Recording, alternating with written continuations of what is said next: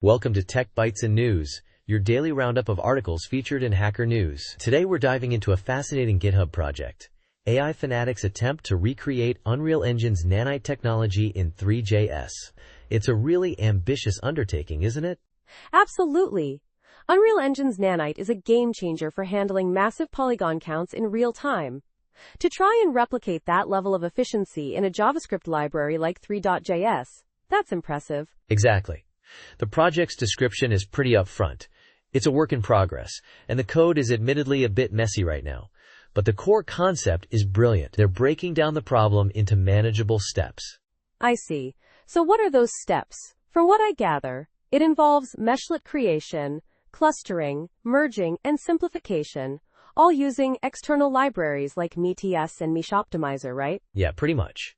First, they meshletize the original object, creating smaller, manageable meshlets. Then, using METS, a graph partitioning library, they group these adjacent meshlets. After that, Mesh Optimizer comes in to merge these grouped meshlets, sharing vertices for optimization. Finally, they simplify the mesh using Mesh Optimizer's Garland algorithm, aiming for a maximum of 128 triangles per meshlet. It's a multi-stage process, cleverly leveraging existing tools. That's a clever approach. Using established libraries like METS and Mesh Optimizer is smart. It leverages existing, well-tested solutions. But doesn't this simplification process potentially lead to significant loss of detail, especially at closer viewing distances? That's a valid concern.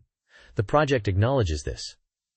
The simplification is a key part of achieving the dynamic LOD, level of detail. The goal isn't perfect fidelity at all distances, but rather a smart trade-off between detail and performance. The screenshots show a pretty impressive result, considering the limitations.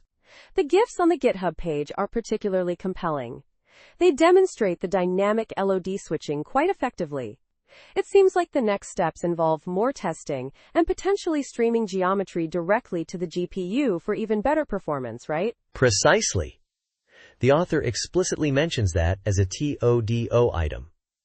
Streaming geometry to the GPU would be a huge performance boost, especially for extremely complex models. It's a challenging task, but it would take this project to the next level. And the project has already garnered quite a bit of attention, with over 364 stars on GitHub.